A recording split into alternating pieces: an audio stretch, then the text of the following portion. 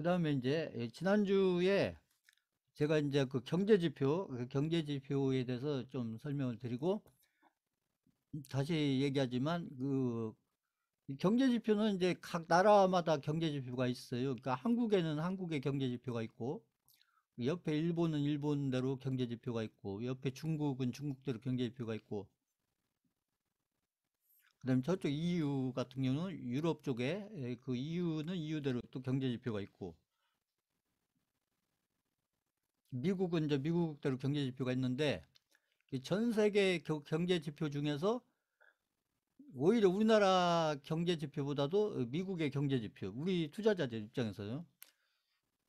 어차피 경제지표를 내가 투자를 하는데 참고를 한다. 그러면 미국의 경제지표가 가장 중요하다. 그래서 제가 지난주에 미국 경제지표 조금 설명드렸고, 오늘 그거 이어서 다시 설명드렸는데, 그래서 미국의 경제지표는 이렇게 경제지표가 발표되는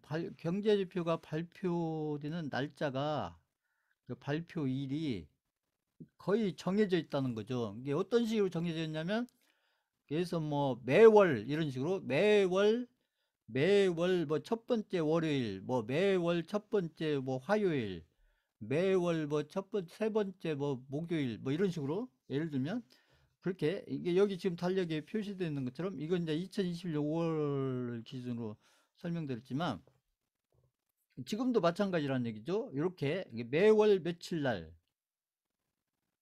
그러니까 지금 같으면 12월 몇 번째 주 월요일, 몇 번째 주 화요일, 몇 번째 주 수요일, 몇 번째 목요일, 뭐 이런 식으로 이렇게 정해져 있다. 이게 고정이 되어 있다는 거죠, 거의. 그래서 그 날짜에 맞춰서 이렇게 발표를 하는 게 미국의 경제지표고, 그래서 미국의 그 경제지표가 여기 이게 달력에 있는 것만 해도 지금 굉장히 많잖아요. 여기. 그렇다고 여기다 지금 다 써놓은 것도 아닌데, 중요한 것들만 이렇게 몇 개 써놔도 굉장히 많아요. 근데 이것들도 다 우리가 투자자로서 이걸 다 참고할 수는 없는 것이고, 그럴 필요도 없는 거고요. 제가 늘 얘기했듯이, 지난주에도 말씀드렸지만, 이게 경제지표라는 것은 우리가 투자에 참고가 어느 정도 되는 부분은 있지만, 또 100% 믿으면 안 되는 게 이게 경제지표다. 왜 그러냐면, 이제 그 현실적으로 지금 이렇게 어떤 변화가 일어나고 있을 때, 그래서 제가 지난주에, 제가 작년에 그 우리나라 IMF 올 때, 그때 그 경제지표로는 굉장히 튼튼했는데, 그 경제지표 자체가 잘못됐었다. 근데 그걸 몰랐다 얘기죠. 그때. 응? 그 잘못된 경제지표를 가지고 국가와 관련된 그 어떤 경제에 대해서, 경제 미래에 대해서 판단을 하고 대응을 했기 때문에, 그러니까 국가가 부도나는, 어떻게 보면 IMF가 뭐 국가가 부도난 거죠. 그게 보면 경제적으로 그런 어떤 심각한 결과가 올 수도 있고, 그 개인 투자자들 입장에서도 마찬가지라는 얘기입니다. 그러니까 제가 늘 얘기했듯이 시장은 끊임없이 변화를 한다는 얘기죠. 시장은 변화를 한다. 변화를 항상 변화를 한다. 항상 변화를. 그래서 이 변화에 맞게, 이 시장의 변화에 맞게 이 경제 지표들이 이렇게 수정이 즉시 돼야 되는데, 즉각 돼야 되는데, 그러기가 어렵다는 얘기죠.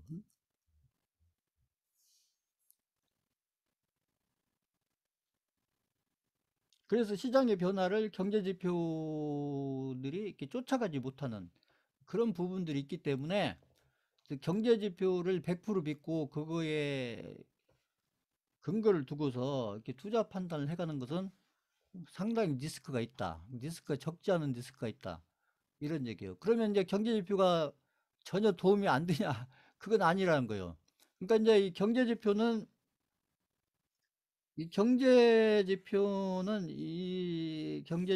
이제 어떻게 보면 이제 마이크로가 아니라 매크로.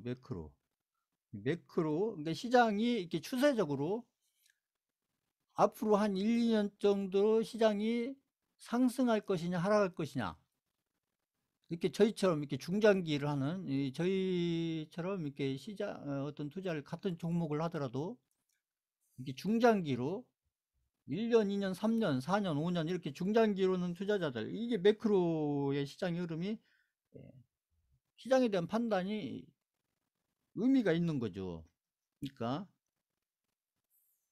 그래서 어떤 이제 그 단기적인 어떤 변화보다는 어떻게 보면 이렇게 추세적인 어떤 이렇게 흐름을 판단하는데 1년, 2년, 3년 이런 식으로 이렇게 추세적인 흐름을 판단하는 데서는 적지 않게 도움이 될 수 있는 부분이 있기 때문에 이제 그런 부분에서 지금 설명드리는 이런 경제 지표들을 이렇게 활용해 가면 되는데 근데 그게 이제 개인들한테는 안 맞는 얘기죠. 왜 그러냐면 개인들은 오늘 샀다 오늘 팔아야 되고 오늘 샀다가 이제 내일 팔아야 되고 응?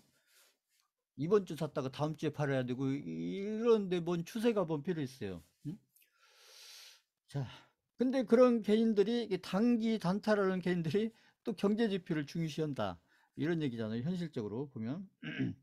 사실 경제 지표는 저희처럼 이렇게 중장기를 하는 투자자들한테 의미가 있는 것인데, 자, 그래서 미국에 이제 경제 지표들이 이렇게 많이 있는데, 이제 제가 봤을 때 이제 그래도 여기서 중요한 경제 지표들이 뭐냐? 그러면 이제 여기 매월 초에 발표되는 ISM 이 제조업 지수. 여기 서비스업 있잖아요. 서비스업보다는 이 제조업 지수. 요게 중요하고, 그 다음에 여기 취업자 수인데, 이게 이제 취업자는 이게 이제 이 농업과 관련된 취업 쪽이 있고, 그 농업이 아닌 쪽. 이게 비농업이거든요. 이게 농업이 아닌 쪽. 그러니까 비농업 취업자 수라는 것은 농업이 아닌 쪽의 취업자 수. 이게 중요하다는 거죠. 이게. 그 취업자 수가 느느냐 줄느냐에 따라서 결국 이 개인들의 이 소비가 달라지지 않겠어요, 소비가?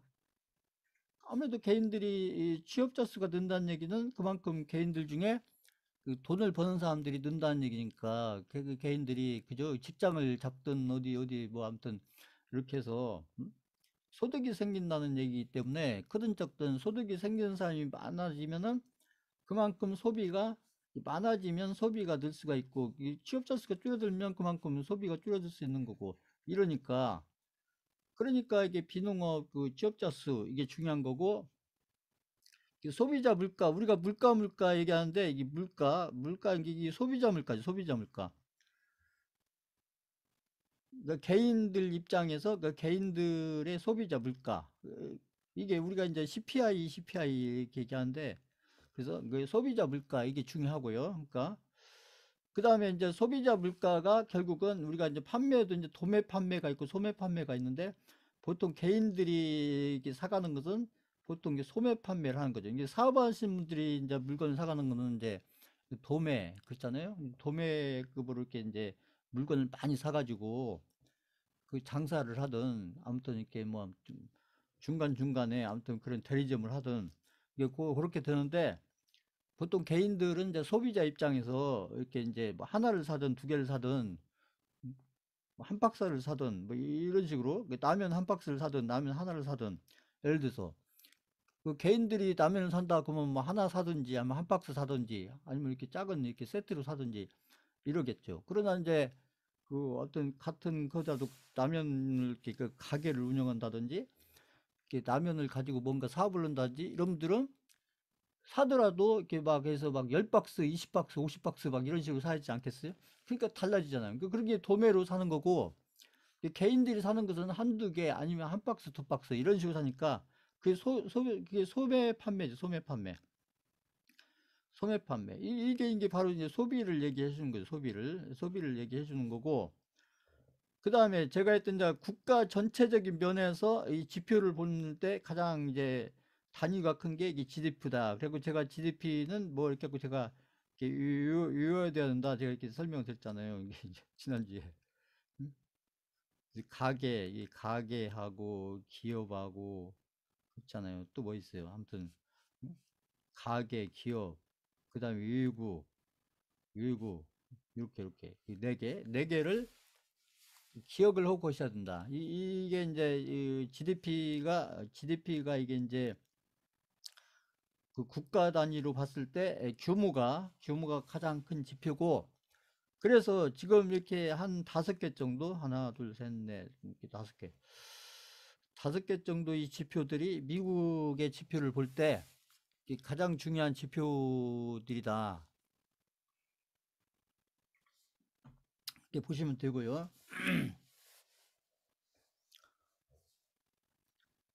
그러니까 이제 저희는 이렇게 이제 이 미국 경제 지표하고 한국의 경제 지표하고 이렇게 잘 이렇게 이제 조합을 해서, 저희 같은 경우는 이제 이렇게 경제 지표를 잘 활용해서 제가 늘 얘기하는, 저희는 이제 시장을 볼 때 이 두 가지 판단이 중요하잖아요. 여기 바닥권에 대한 판단과 여기 제가 여기 이 바닥권에 대한 판단과 이 고점권에 대한 판단. 이 바닥권과 고점권에 대한 판단을 뭘 보고 할 거냐, 그게 있는데, 그게 이제 이렇게 경제지표, 지금 제가 설명드리는 이 경제지표 중에 이게 몇 가지 경제지표를 잘 활용하면 이 바닥권에 대한 판단과 이 고점권에 대한 판단을 우리가 이 바닥권과 고점권은 제가 늘 얘기했듯이 이게 정해진 게 아니고, 항상 이 투자자가 판단을 해야 된다. 판단을 해야 된다. 그러면 어떤 경제 지표를 보고 이 고점권인지 바닥권인지 판단할 거냐? 그 경제 지표를 보고 그것을 판단해 가는 게 가능하냐? 그런 거죠. 그러니까 어느 정도는 가능하다는 거죠. 지금 제가 설명드리는 이런 경제 지표들을 잘 이렇게 활용을 하시면, 매크로 관점에서 이렇게 막 하루 오르고 내리고 이거 말고요. 제가 늘 얘기했듯이 그런 변화를 판단하려고 한 게 아니고, 최소한도 1, 2년, 2, 3년, 지금부터 1, 2년, 2, 3년 어떤 추세로 갈 거냐. 그렇죠. 그러니까 여기에서 이렇게 바닥권에서 고점권을 갈 때는 이렇게 갈 때는 이게 이제 상승 추세로 가는 거고, 그 상승 상승 추세. 그다음에 고점권에서 다시 바닥권을 갈 때는 하락 추세로 가는 거죠. 하락 추세. 최소한도 1, 2년에 걸쳐서, 그죠? 그래서 제가 이제 경제 지표를 설명하게 해드리기 전에는 이렇게 이제 시장이 이렇게 계속 올라가고 내려가고, 요것을 제가 이제 뭐 어떤 경제 지표를 가지고 설명을 계속 해드렸냐면, 제가 설명해 드린 것은 환율을 가지고 제가 계속 설명을 해드렸다는 거죠. 환율 가지고. 환율. 그래서 환율이 고점권에 있느냐 바닥권에 있느냐 이걸 판단해서, 그거하고 우리 시장은 이제 반대니까, 그래서 제가 기술적 해석하면서 그 환율을 자꾸 보여드리면서 제가 설명해 드리는 이유가, 그 하루 올라 내리고 일주일 전에 비해서 올랐나 내렸냐 이런 걸 보려는 게 아니고요. 지금부터 해서 환율이 1, 2년에 걸쳐서 앞으로 이렇게 추세가 하락 추세일 거냐 상승 추세일 거냐, 그걸 보는 데 의미를 두는 거예요. 제가. 자,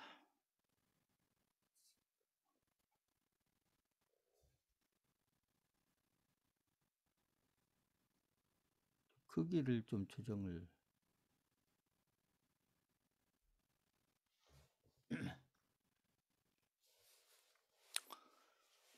자, 미국의 경제 지표 중에서 아까 얘기한 이 ISM 제조업 지수, 그러니까 ISM 서비스 지수가 있고 제조업 지수가 있는데, 저희 투자자들 입장에서 그 중요한 경제 지표가 이 ISM 제조업 지수예요. ISM 제조업 지수인데, 사실상 이게 보면 미국의 전체 GDP를 놓고 봤을 때, 전체 GDP, 미국이죠. 미국의 전체 GDP, 이 GDP를 놓고 보면 이 ISM 제조업 지수가 차지하는 이 비중은 이게 10%가 안 된다. 10%가. 그러니까 이게 나머지가 ISM 제조업이 아닌 그런 지수들이고, 그러니까 이 한 10%가 안 된다, 10%.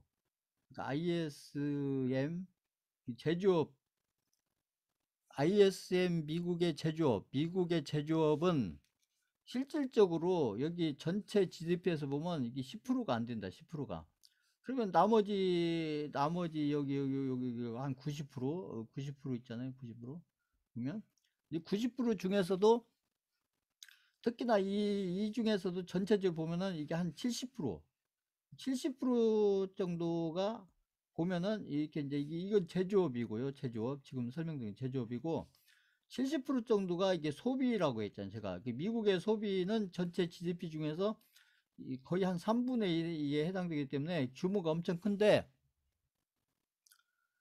그러면 이렇게 보면 이 소비 쪽에 이게 시장에서 보면 이게 굉장히 더 중요하지 않겠느냐 이렇게 생각을 하지만, 근데 문제는 이렇게 소비는 이렇게 덩어리가 큰데, 이 덩어리가 큰데 이 덩어리가 이게 늘고 줄고 하는데, 이게 줄거나 이렇게 늘거나 하는데 이 폭이 크지가 않다는 거예요.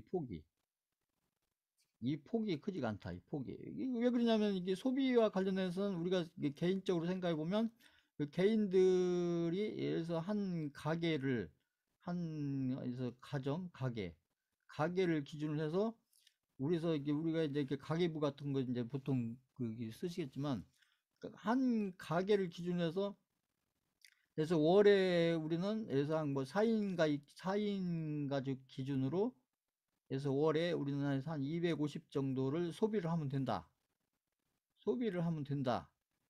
이러면, 그러면 대개는 250만 원으로 딱 고정시킬 수는 없겠지만, 여기에서 250만 원에서 여기에서 변화가 생긴다 해도 위아래로 이렇게 몇십만 원이다는 얘기죠. 몇십만 원. 예를 들어서 여기 적을 때는 해서 한 200만 원. 이게 예를 들어서 그렇답니다. 많으면 한 300만 원. 이렇게 좀 변화가 있지 않겠어요? 폭에서.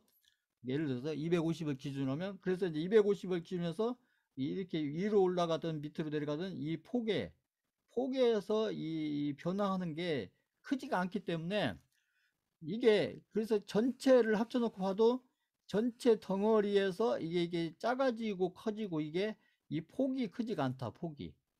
이 변동폭이 지금 이 변동폭이 작다. 이게 규모는 크지만 변동폭이 작기 때문에 이 규모로 따지면 이 소비가 굉장히 중요할 것 같지만 그렇지 않다는 거예요. 오히려 이렇게 전체적으로 10%밖에 안 되는 이 제조업 관련된 것은 이것은 제조업과 관련된 부분의 이 변동폭이 이 경우에는 변동폭이 적다면, 여기서는 이게 변동폭이 예를 들면 이렇게 적다면, 여기 제조업과 관련돼서 변동폭은 굉장히 크다는 거죠. 이게 막 이렇게 두 배가 될 수도 있고 세 배가 될 수도 있고 막 이렇게 막 반쪽이 날 수도 있고, 이렇게. 그래서 이 변동폭이 크다. 변동폭이 크다. 그래서 제조업과 관련해서 이게 뭐 경기에 영향이 됐든 뭐 영향이 됐든지 간에 아무튼 변동의 폭이 크기 때문에, 그래서 제조업 지수가 미국의 ISM 제조업 지수가 중요한 이유는 사실 전체적으로 규모로 따지면 한 10% 정도밖에 안 되는데 이 변동폭이 크기 때문에 막 거의 100%, 200%, 300%막 이런 식으로 변동폭이 크다는 거죠. 막 크면 막 해서 1000%도 되고 이렇게. 그러기 때문에 이 미국의 제조업 지수가 우리가 이렇게 미국의 경제 지표를 볼 때 이렇게 중요하게 우리가 생각을 해야 하는 이유가 이 변동성이 크기 때문에 그렇다. 이 변동성이. 이 변화율이 크다. 그러니까 여기 보면 이렇게 아까 얘기했던 소비와 관련된 부분은 이렇게 1%, 2%대 이렇게 작은데, 여기, ISM 제조업 지수와 관련된 매월 변화율은, 그러니까 지난달 대비해서 이번 달 대비해서 다음 달 이런 식으로 했을 때 이게 100%, 200%, 이게 두 배도 될 수 있고 세 배도 될 수 있고 반토막이 날 수도 있고 이렇다는 얘기죠. 그래서 이제 결론적으로 미국의 비중으로 따지면 소비 비중이 크지만, 그리고 서비스 이제 여기 제조업으로 따져도 이게 서비스업이 더 큰데, 근데 변동성이 다 작다는 얘기죠. 여기 이 비중은 크지만 변동성이 적다. 그러나 여기 지금 ISM 제조업 쪽은 비중은 적지만 변동성이 크다. 그렇기 때문에 ISM 제조업 지수가 왜 중요하냐 이렇게 이제 물어보면, 왜 중요하냐 그러면 다른 게 아니고 변동성이 크다. 이게 변동폭이 크다는 거죠. 변동폭이 크다. 이렇게 알고 계시면 된다는 얘기죠. 자, 그렇게 보시면 되고, 이제 이 부분만 이해를 해 두시면 되고요. 그래서 이제 이것은 이제 매월 중순쯤에 그 기업들을 대상으로, 이게 제조업이니까 기업들을 대상으로 이렇게 설문조사를 해서 그 결과를 다음 달 초에, 아까 월 초에 있었잖아요. 다음 달 초에 발표를 하는데, 이게 예를 들어서 이제 이게 이제 이 제조업 지수는 결국은 이제 뭘 대상으로 이 설문조사를 하냐면, 이게 기업을 대상으로 설문조사를 한다는 얘기예요. 설문조사를 하는데, 그 예를 들어서 우리가 이렇게 100개 기업을 이렇게 물어봤는데, 100개 기업한테 이렇게 설문조사를 했더니, 이 100개 기업에 여기 100개 기업에 여기 뭐 사장이 됐든 여기 뭐 아무튼 경영자가 됐든 이쪽에 관련된 분이 대답을 하기를, 100개 기업의 그 아무튼 여기서 대표들이 다 뭐라고 얘기를 하느냐. 지난달보다 이번 달이 좋아졌다. 이게 지난달, 이게 전월 대비해서, 지난달 대비해서, 지금 같으면 12월이니까 11월 달 대비해서 그렇잖아요. 11월 달 대비해서 지금 12월 달이 경기가 우리 좋아졌다. 이렇게 좋아졌다고 대답할 수도 있고, 나빠졌다고 좋아졌을 수도 있고, 이렇게 대답을 둘 중에 하나지 않겠어요? 나빠졌다. 아니면 지난달이나 이번 달이나 뭐 비슷하다. 이렇게 대답할 수도 있고요. 지난달이나 이번 달이나 별 차이가 없다. 이렇게 대답할 수도 있고, 아니면 지난달보다 이번 달이 좀 좋아졌다. 이렇게 대답할 수도 있고, 아니면 지난달은 좋았는데 이번 달은 지난달보다 못하다. 이렇게 대답할 수도 있고, 그렇다는 것이죠. 그래서 100개 기업한테 물어봤을 때, 예를 들어서 100개 기업이 다 좋다고 대답을 하면, 그러면 ISM 제조업 지수가 얼마가 나오냐면, 100개 기업이 다 이렇게 좋다고 대답하면, 그때 ISM 지수는 100이 나온다는 얘기죠. 100이.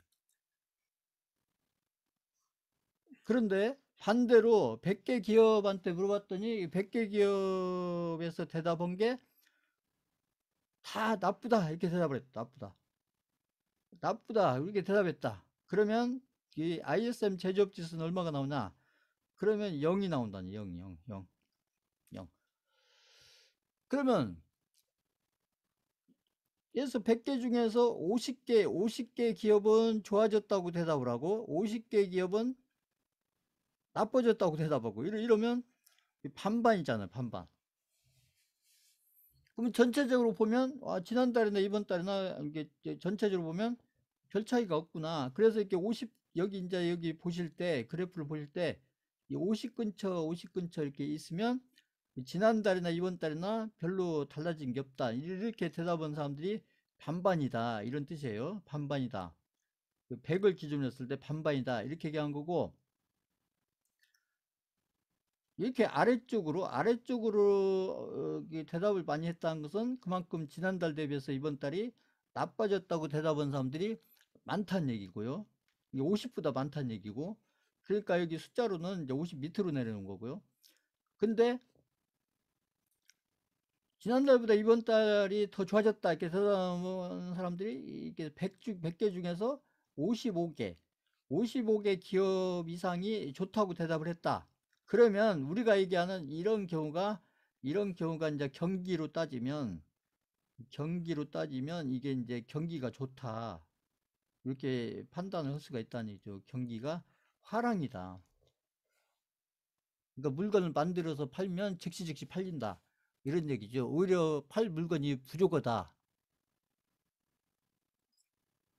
제가 그때 예전에 그 재무제표 설명드리면서도 설명을 드렸던 부분인데, 그때 재고가 느느냐 줄느냐에 따라서 그 기업이 재무 상태가 어떤 상태냐, 그걸 우리가 보는데 이게 포인트 중에 하나다, 이런 설명을 드렸는데, 그래서 다시 정리해드리면, 이게 미국의 경제 지표 중에서 이 제조와 관련해서, 생산과 관련해서 그 기업 입장에서 가장 중요한 지수가 뭐냐, 이렇게 하나만 얘기해라 그러면 ISM 제조업 지수라는 거죠. ISM 제조업 지수.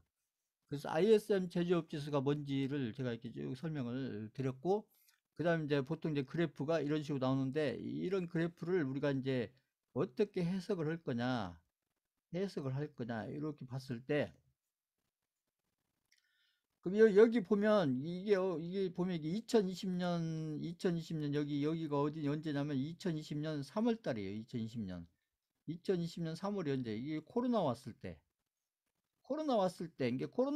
때 경기가 이렇게 호황 상태에 있다가 코로나가 오면서 이게 50m로 내려갔다는 게, 50m로 이렇게 50m로 이렇게 내려와서 이게 호황기에서 불황기로 왔다가, 그랬다가 다시 이제 시장에 막 돈이 막 풀리면서, 그렇잖아요. 그러면서 이제 이게 돈의 힘에 의해서 경기가 풀어나서 살아나서 여기 55를 넘어가서,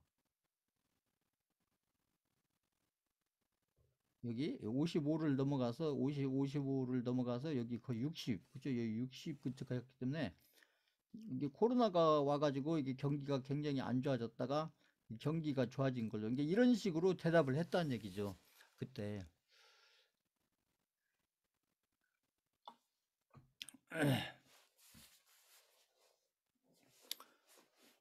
이건 이제 우리 코스피 지수나 미국의 뭐 그 다우 지수나 이런 그래프가 아니고, ISM 제조업 지수로 따지면, 그러니까 이제 이게 ISM 제조업 지수가 이게 이렇게 바닥에 왔을 때, 여기 바닥에 왔을 때, 여기 보시면 우리 한국의 이 코스피도 여기 미국의 ISM 제조업 지수가 이렇게 이게 바닥이었잖아요. ISM 지수가 바닥이었을 때 한국의 코스피 지수도 그때 이게 1450, 제가 얘기한 1450 바닥이었다. 그러니까 미국의 이 ISM 지수하고 우리 한국의 이게 코스피의 흐름하고 이렇게 관련이 돼 있다는 얘기죠. 이게 그러니까 보면 이게 매크로 관점에서 봤을 때 보시면, 이제 저희가 이제 투자에 참고한다면 뭐 이제 이런 식으로 참고가 할 수 있는 거고, 이제 이건 지나간 걸 보고서 이렇게 해석을 하는 거지만, 중요한 것은 이제 지금에서 12월 달에 발표하는 미국의 ISM 지수를 보고 지금 경기가 좋냐 나쁘냐 이제 이런 걸 이렇게 판단을 해야 된다, 이런 얘기죠. 근데 그것도 그러니까 한 달 한 달을 판단하기 위해서 게 아니고, 지금부터 해서 앞으로 1, 2년에 걸쳐서 경기가 어느 쪽으로 흘러갈 건지를 미국의 그 ISM 지수하고 이렇게 연관해서 보시면 투자자 입장에서 도움이 될 수가 있고, 근데 이제 이게 아까 제가 이게 설명한 이게 왜 이렇게 되냐면, 이게 미국의 ISM 지수가 이렇게 올라가냐 내려가냐에 따라서 이거하고 우리나라 기업들, 특히 대기업이죠. 우리나라 기업들의 이 우리 기업들은 이 수출이 중요하잖아. 그러니까 이 제조업 지수가 이렇게 좋냐 나쁘냐에 따라서 우리나라 기업들의 수출이 이렇게 느느냐 줄느냐. 그러니까 우리나라 수출의 이게 증가율, 우리나라 기업들의 수출 증가율, 기업 수출 증가율하고 ISM 제조업 지수가 오르냐 내리냐 요거하고 거의 어떻게 보면 이렇게 직접적으로 이렇게 관련이 된다, 이 얘기죠. 보면. 그러니까 내가 그 미국의 ISM 제조업 지수를 보고 한국의 이 코스피 지수에 제가 아까 얘기한 바닥권과 고점권을 판단해 가는데 하나의 지표로서 내가 사용을 하겠다. 그런 분들은 이런 지수를 기준으로 해서 이렇게 1, 2년짜리 이렇게 추세를 판단해 가는데, 참고하셔도 도움이 되겠죠. 그러니까 이제 그 이제 예를 들어서 제가 설명을 드리는 거예요. 그러니까 ISM 지수가 제조업 지수가 이런 의미에서 중요하다. 그러니까 이제 미국의 경제 지표로서 중요하고 우리 한국의 이게 코스피 지수의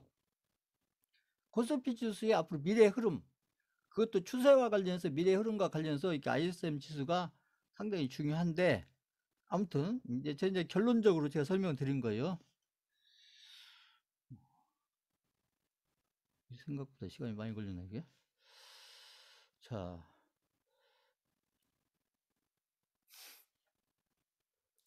그 다음에 이제 두 번째 경제 지표 중에서 중요한 게 소매 판매입니다. 소매 판매. 이제 그 달력이 나온 순서대로 설명드리는 거죠. 이게 소매 판매가 이게 바로 이제 그 개인들의 이 소비와 관련된 부분이다. 소매 판매가 느느냐 줄느냐가 그 개인들의 소비가 느느냐 줄느냐 요거하고 관련이 되기 때문에 미국의 이 소매 판매가 느느냐 줄느냐가 중요한데, 그래서 아까도 얘기했지만 이제 미국의 GDP에서 이 소비가 중요하다. 이 규모로 따졌을 때는 아까 이제 변동성으로 따졌을 때는 ISM 아까 얘기한 제조업 지수가 중요하고 변동폭이 크니까. 근데 규모로 따졌을 때는 소비가 거의 한 70%, 그 3분의 1을 차지하기 때문에 그래서 미국의 이 소매 판매가 중요한데, 이 소매 판매가 바로 이게 결국은 이게 최종 소비자한테 간 거니까 이게 최종 소비자. 개인이 최종 소비자잖아요. 개인이. 최종 소비자한테 판매된 게 그게 소매 판매이기 때문에 그래서 근데 이게 기업들을 보실 때 우리가 이제 어차피 경제지표를 미국 경제지표하고 한국 경제지표하고 봤을 때 미국의 경제지표가 더 중요하다. 이렇게 봤을 때 우리가 이제 기업을 놓고 봤을 때 주로 이제 이게 대기업이 되겠죠. 기업을 놓고 봤을 때 미국의 기업들하고 이게 우리 한국의 기업들하고 이 차이가 뭐냐면, 미국의 기업들은 뭘 만들어내냐면 이 최종 소비재를 만들어낸다. 미국의 기업들이 만들어낸 것은 이 최종 소비재를 만들어낸다. 그러니까 뭐냐면 이게 무슨 얘기냐면 이게 완성품을 만들어낸다. 완성품. 그러니까 어떤 부품을 만들어내는 게 아니고 완성품. 이게 전체의 소비자들한테 바로 팔 수 있는. 이게 시장에 나가면 미국의 기업들이 만들어서 시장에 내놓으면 그 개인 소비자들하고 연결해서 바로 판매가 되는 그런 최종 소비재를 만들어내는 게 이게 미국의 기업들이고, 아까 제조업 지수 얘기했잖아요. 한국의 기업들은 이 최종 소비재를 만들어내는 게 아니고, 한국의 기업들이 만들어낸 것은 여기 있잖아요. 중간재, 자본재, 이제 중간재, 뭐 자본재, 이걸 만들어낸다. 그래서 결국은 이게 최종 소비재를 만들어내는데, 이때 이제 최종 소비재를 만드는데 이게 어떤 덩어리를 만들어내는데 여기에 어떤 이렇게 부품들이 있을 거 아니에요. 부품들이 이렇게 그죠? 뭐 이게 완성품이 있으면 여기 중간중간에 들어가는 여기 중간중간에 들어가는 요런 부품. 그래서 이런 부품들을 뭐라고 여기 한국에서 만드는 기업들은 이렇게 최종 이런 덩어리를 만드는 게 아니고 이런 데 들어가는 부품을 만든다는 거죠. 부품을. 그래서 여기서 이제 한국의 기업들은 중간재를 만들고, 그러니까 예를 들면 우리가 그 반도체 회사로 이렇게 SK 하이닉스를 얘기한다. 그러면 SK 하이닉스가 만들어내는 이 반도체, SK 하이닉스가 만들어내는 반도체를 이렇게 시장에 내다 팔면 이게 그 개인 소비자들한테 이게 바로 팔 수 있는 게 아니고 SK 하이닉스 반도체는 미국의 어떤 기업에서 만드는 SK 반도체 만드는 것은 이렇게 어떤 부품처럼 들어간다니, 부품처럼. 그러니까 이렇게 연결이 되어 있기 때문에 결국은 미국의 기업들이 아까 그 제조업 지수, 미국의 어떤 소비 판매, 미국의 기업들에서 만들어진 소비 판매가 이 최종 소비자가 많이 팔린다는 얘기는 결국은 이 많이 팔리려면 이게 많이 만들어져야 되지 않겠어요? 많이 만들어야 이게 많이 팔리지 않겠어요? 많이 팔리려면 많이 만들어져야 하고, 이게 많이 만들려면 여기에 이렇게 여기 중간재, 이 중간재들이 많이 들어가 있지 않겠어요? 그러니까 미국의 기업들이 이 최종 소비재를 많이 판다. 소매 판매를 많이 한다는 얘기는 결국 중간에 한국의 기업들이 만드는 이런 중간재나 자본재들이 이 제품을 만드는데, 완성품을 만드는데 어떤 부품처럼 들어가는 것이 그만큼 많이 늘어난다는 거니까, 그래서 미국의 결국은 이 초중 소비가 늘는다는 얘기는 이게 바로 이제 이게 경기가 좋다는 얘기고, 그래서 경기가 좋아지면 결국은 미국의 기업들이 만드는 물건들이 잘 팔린다는 얘기고, 그래서 미국의 물건들이 많이 만들어지려면 한국에서 기업들이 만든 이런 부품들, 중간재들이 역시 많이 들어가야 되기 때문에 결국은 미국의 경기가 좋으면 우리나라 기업들의 경기도 좋아진다. 네, 이렇게 연결이 된다는 얘기죠. 보면. 자, 이해가 되시는지. 아무튼 이제 특징만 알아두시면, 이제 이렇게 이제 미국의 기업하고 우리 기업이 이렇게 다르다, 이렇게 알아두시면 되고, 그리고 미국의 이제 경제지표는 이렇게 이제 이게 계절 조정을 한다. 이게 좀 어려운 얘기예요. 그래서 계절 조정을 해서 전월비를 대비해서 발표하는데, 그러니까 미국의 이렇게 소매 판매와 관련된 경제 지표를 발표하는데, 이게 이제 이 계절 조정의 의미는 뭐냐면, 이게 예를 들면 이렇게 여름에 많이 팔리는 거하고 겨울에 많이 팔리는 게 다르다는 거죠. 이게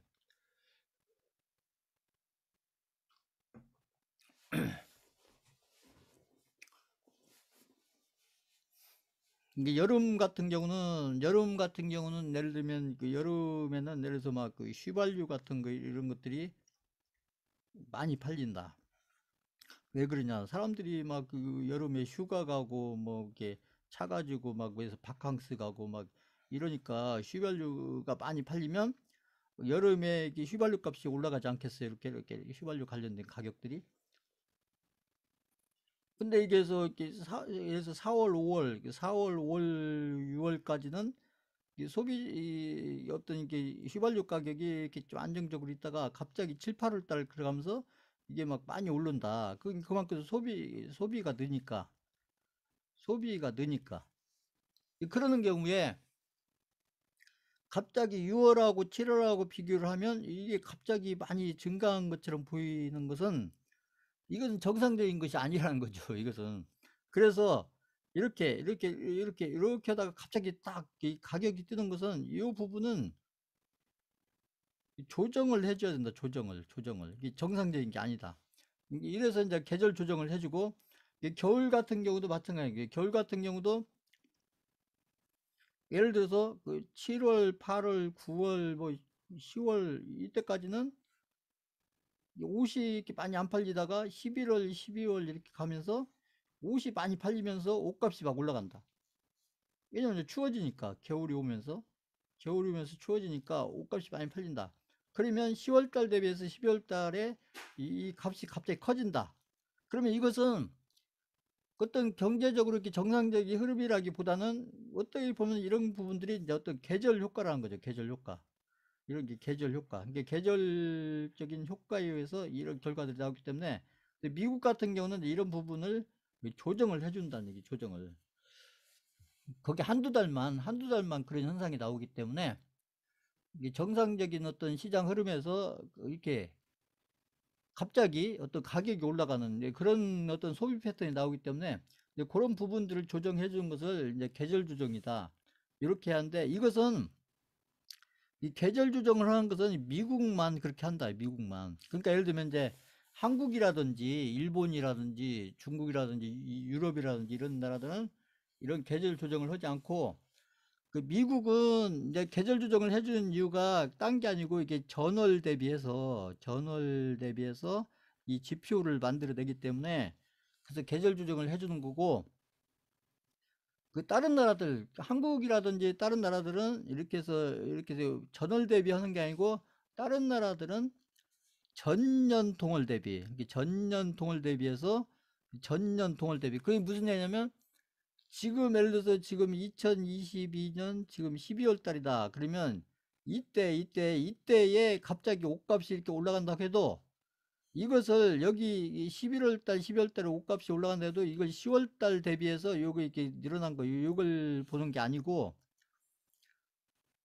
2021년도 11월 달, 2021년도 12월 달 그러니까 1년 전 1년 전에 2021년 11월 달하고 지금 2022년도 11월 달, 그 다음에 2021년도 12월 달하고 2022년도 12월 달, 이렇게 비교를 한다는 얘기죠. 이렇게.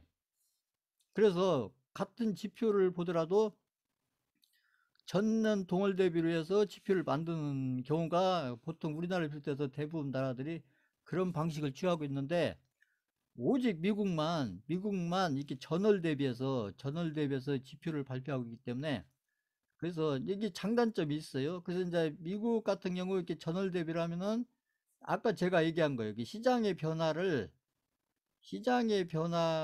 이 지표 속에 바로바로 이렇게 반영을 시킬 수 있다. 반영을 시키는데 그건 좋은데 아까처럼 갑자기 계절에 의해서 이렇게 나타나는 이런 부분들에 대해서는 이 문제가 있다. 그래서 이런 부분을 조정을 해준다. 이런 얘기죠. 근데 이제 우리처럼 한국처럼 이렇게 작년하고 올해하고 또 올해하고 내년하고 이런 식의 비교를 하면 그 계절 조정을 할 필요가 없겠죠.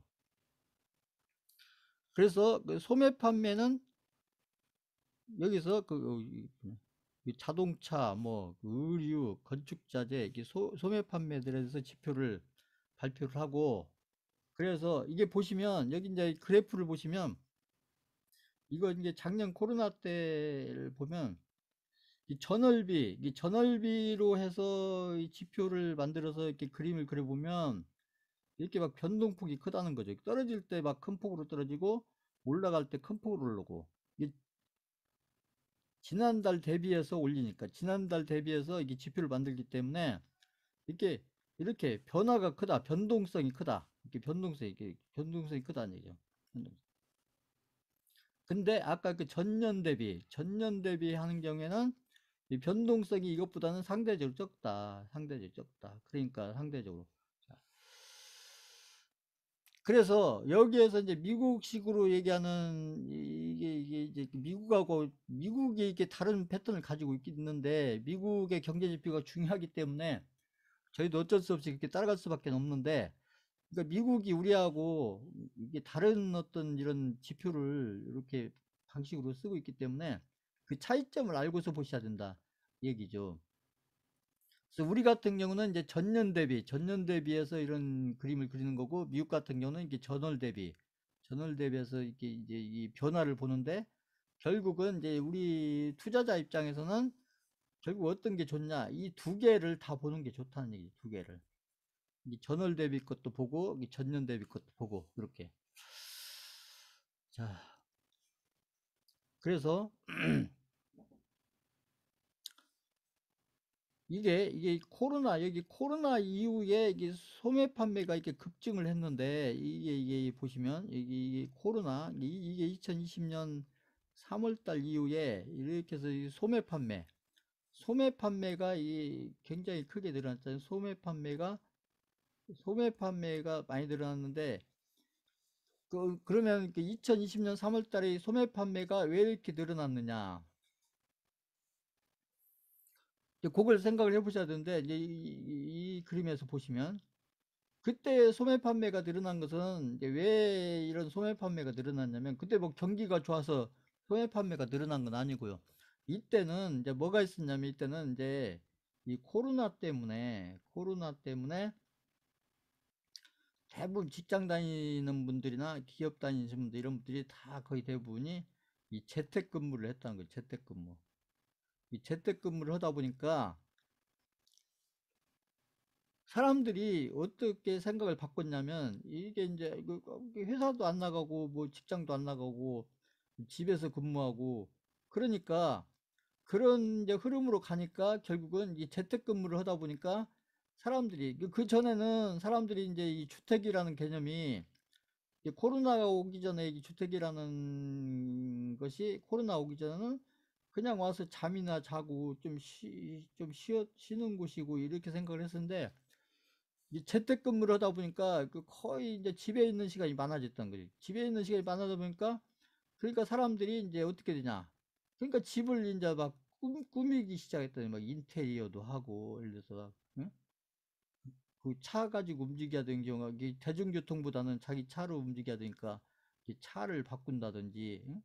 좀 더 좋은 차로 바꾼다든지 인테리어를 해서 집을 더 이렇게 어차피 자기가 이제 집에 있는 시간이 많으니까 집에서 보내야 되는 시간이 많으니까 그러면 이 개인들이 이제 이런 것들을 이런 소비를 늘리니까 이런 소비를 늘리니까 결국 이런 거에 필요한 것들을 그 기업들이 만들어내지 않 만들어 많이 만들어내잖아요.